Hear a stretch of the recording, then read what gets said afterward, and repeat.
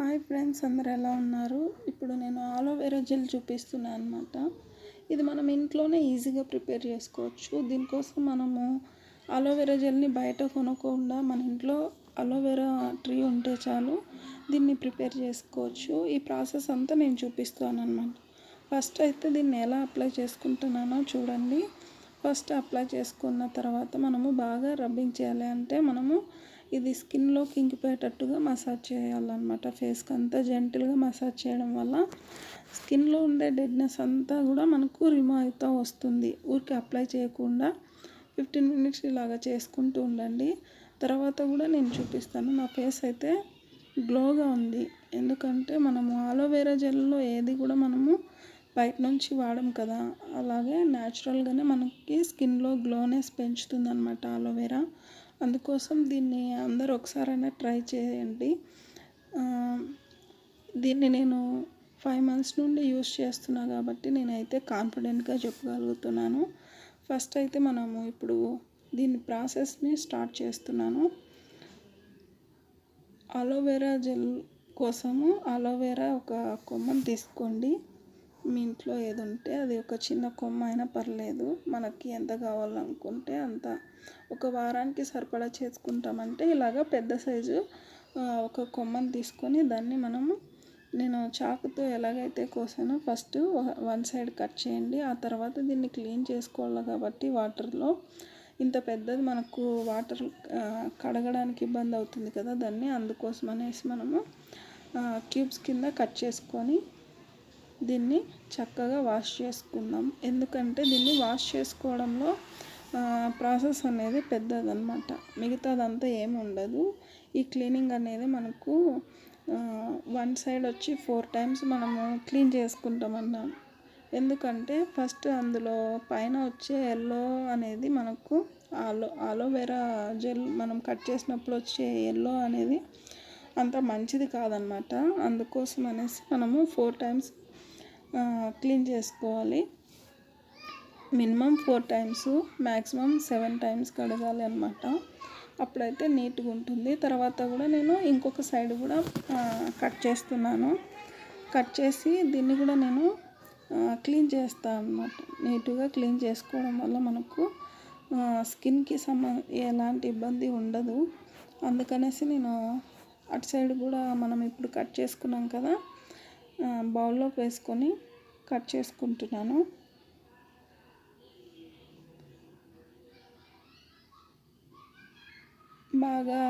బాగా రుద్దుతా కడగండి. ఎందుకంటే అప్పుడైతేనే అక్కడ మనకు ఆలోవెరా జెల్కి ఏదైతే అది ఎల్లోయిష్గా ఉంటుందో అది బాగా పోయి మనకు ఆలోవెరా వైట్గా వచ్చేంత వరకు, అంటే దీన్ని కూడా మనం ఒక 4 టైమ్స్ క్లీన్ చేసుకుంటే తప్పేం లేదు. నీట్గా ఉంటుంది. ప్లస్ మనకు ఎలాంటి భయం కూడా ఉండదన్నమాట, స్కిన్ ఏమన్నా అవుతుందేమో అనేసి.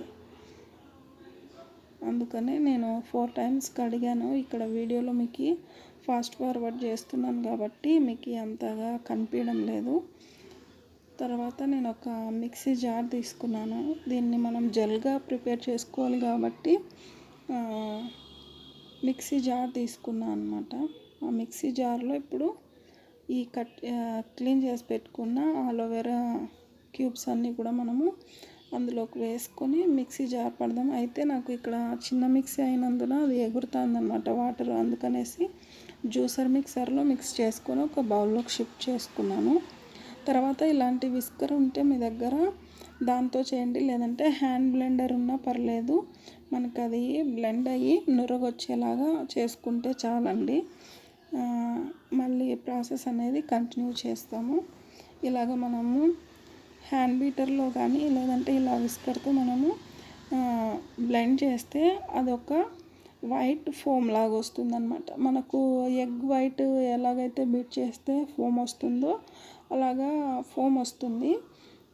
తర్వాత మనకు లిక్విడ్ టైపే వస్తుంది. కానీ మనం అలా చేయడం వల్ల దాంట్లో వైట్నెస్ అనేది కొంచెం థిక్గా అనిపిస్తుంది. ఆ తర్వాత మనం ఒక పేపర్ తీసుకొని అందులోకి మీ ఇంట్లో ఉంటే అది కుంకుమ పువ్వు అనేది దీనికి మెయిన్.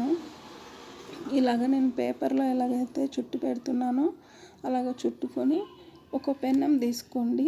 మందం అయితే బాగుంటుంది.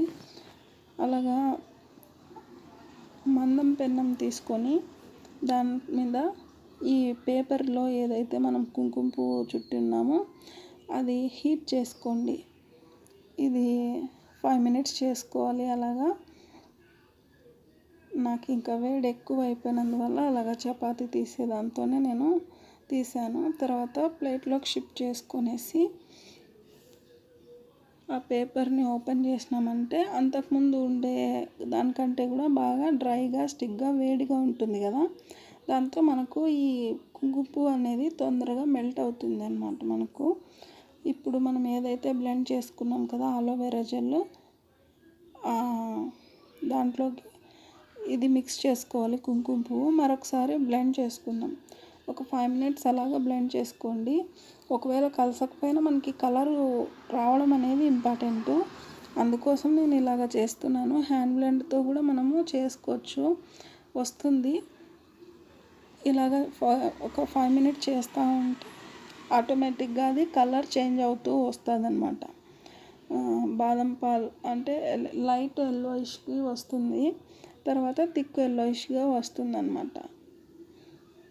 ఆ తర్వాత మన దగ్గర ఫేస్కి విటమిన్ ఈ క్యాప్సిల్స్ వాడతాం కదా మనం ఎప్పుడు, అలాంటి క్యాప్సిల్ అయితే నాతో ఉండింది, అది వేసినాను అనమాట.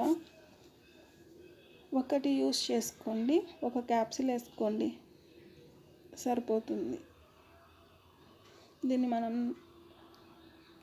స్టోరేజ్ చేసుకుంటాం కాబట్టి నేను ఎక్కువ క్వాంటిటీలో చేసుకుంటున్నాను. మీరు ట్రయల్ వేయాలనుకున్నా కూడా కొంచెమే చేసుకోండి. తర్వాత రోజ్ వాటర్ ఒక 1/2 స్పూన్ వేసుకున్నాను, అంతే అండి. ఇలాగా మిక్స్ చేసుకొనేసి మంచిగా ఒక 2 మినిట్స్ అలాగా బ్లెండ్ చేసుకోండి హ్యాండ్తోనే. ఇలాగా స్పూన్తోనే బాగా తిప్పితే అందులో మొత్తానికి కలిసిపోతుంది. ఆ తర్వాత ఇలాంటి గ్లాస్ జార్ ఒకటి తీసుకొని అందులోకి షిఫ్ట్ చేసుకోండి, అంతే అండి ప్రాసెస్.